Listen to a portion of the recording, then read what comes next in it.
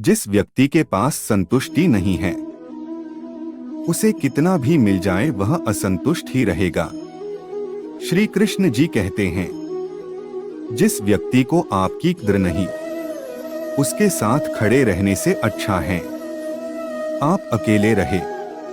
जब आपके जीवन के चारों ओर हताशा और निराशा हो, जब दुखों ने आपको हर जगह से घेर रखा हो, तब आप सच्चे मन से कृष्ण जी के नाम का दीपक जलाना और अपना सब हाल श्री कृष्ण को सुना देना। श्री कृष्ण स्वयं आपके सब दुख हरने आएंगे। तुम उसके लिए शोक करते हो जो शोक करने के योग्य नहीं है। बुद्धिमान व्यक्ति ना जीवित और ना ही मृत व्यक्ति के लिए शोक करते हैं। मनुष्य का जीवन केवल उसके कर्मों पर चलता है। जैसा कर्म होता है वैसा उसका जीवन होता है। क्रोध की अवस्था में भ्रम जन्म लेता है। भ्रम बुद्धि को नष्ट कर देती है। बुद्धि के नष्ट होते ही व्यक्ति का पतन हो जाता है। प्यार और तकदीर कभी साथ नहीं चलते, क्योंकि जो तकदीर में होते हैं उनसे कभी प्यार नहीं होता, और जिससे हमें प्यार हो जाता है वह तकदीर में नहीं होता। खाली हाथ आए खाली हाथ वापस चले जाओगे। आज तुम्हारा है कल किसी और का था, परसों किसी और का होगा। तुम जिसे अपना समझकर मगन हो रहे हो, बस यही प्रसन्नता तुम्हारे दुखों का कारण है।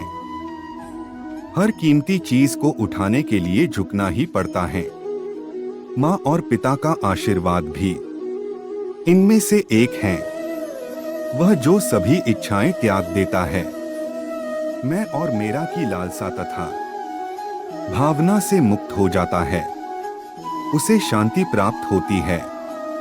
अगर व्यक्ति शिक्षा से पहले संस्कार, व्यापार से पहले व्यवहार और भगवान से पहले माता पिता को पहचान ले तो जिंदगी में कभी कोई कठिनाई नहीं आएगी। फल की अभिलाषा छोड़कर कर्म करने वाला पुरुष ही अपने जीवन को सफल बनाता है। स्वार्थ से रिश्ते बनाने की कितनी भी कोशिश करें, वो कभी नहीं बनते हैं। और प्रेम से बने रिश्तों को कितना भी तोड़ने की कोशिश करें, वो कभी नहीं टूटते। जीवन में समय चाहे जैसा भी हो, परिवार के साथ रहो। सुख हो तो बढ़ जाता है और दुख हो तो बट जाता है। जब आप प्रभु के साथ जुड़ जाओगे तो आपकी परीक्षा आरंभ हो जाएगी। कुछ लोग इसे दुख समझते हैं तो कुछ लोग प्रभु की कृपा। अहंकार मत कर किसी को कुछ भी देकर, क्या पता तू दे रहा है या पिछले जन्म का कर्जा चुका रहा है। प्रेम और आस्था दोनों पर किसी का जोर नहीं। ये मन जहां लग जाए वही ईश्वर नजर आता है। जीवन में आधे दुख इस कारण जन्म लेते हैं क्योंकि हमारी आशाएं बड़ी होती है। इन आशाओं का त्याग करके देखो, जीवन में सुख ही सुख है। राधा कृष्ण का मिलना तो बस एक बहाना था। दुनिया को प्यार का सही मतलब समझाना था। राधा ने श्री कृष्ण से पूछा, प्यार का असली मतलब क्या होता है? श्री कृष्णा ने हंसकर कहा, जहां मतलब होता है वहां प्यार ही कहाँ होता है। जीवन ना तो भविष्य में है और ना ही अतीत में। जीवन तो बस इस पल में है, केवल इस पल में।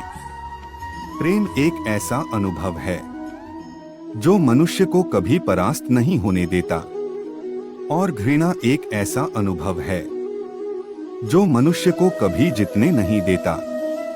लोग कहते हैं अपनों के आगे झुक जाना चाहिए, किंतु सच बात तो यह है जो अपने होते हैं वह कभी झुकने नहीं देते। इस संसार में मूर्ख व्यक्ति, अधर्मी, अज्ञानी व नास्तिक प्रकृति का व्यक्ति मेरी शरण स्वीकार नहीं कर सकता। जीवन में आधे दुख इस कारण जन्म लेते हैं क्योंकि उनसे आशाएं बड़ी होती है। इन आशाओं का त्याग करके देखो, जीवन में सुख ही सुख है। जो दूसरों की तकलीफों को समझते हैं, जिनमें दया है, दिल से अच्छे हैं, उन्हें दोबारा जन्म लेना नहीं पड़ता। यदि कोई व्यक्ति प्रेम से, भक्ति से पुष्प, फल, जल भी मुझ पर चढ़ा दे तो उसी भाव से उसे स्वीकार करता हूँ, वह मेरा प्रिय भक्त होता है। मन की गतिविधियों, होश, श्वास और भावनाओं के माध्यम से भगवान की शक्ति सदा तुम्हारे साथ है और लगातार तुम्हें बस एक साधन की तरह प्रयोग कर सके सभी कार्य कर रही है। आत्मा न तो जन्म लेती है, न कभी मरती है और न ही इसे कभी जलाया जा सकता है, न ही पानी से गीला किया जा सकता है। आत्मा अमर और अविनाशी है। अंतकाल में जो मनुष्य मेरा स्मरण करते हुए देह त्याग करता है वह मेरी शरण में आता है। इसलिए मनुष्य को चाहिए कि अंतकाल में मेरा चिंतन करें। प्रहलाद जैसा विश्वास हो, भीलनी जैसी आस हो, द्रौपदी जैसी पुकार हो, मीरा जैसा इंतजार हो तो कृष्ण को आना ही पड़ता है। जब हम स्वयं जीवन के शिल्पकार हैं तो चलो हम अपनी मुश्किलें को हराते हैं, जीवन में मुस्कुराते हैं। जो मन को नियंत्रित नहीं करते उनके लिए वह शत्रु के समान कार्य करता है।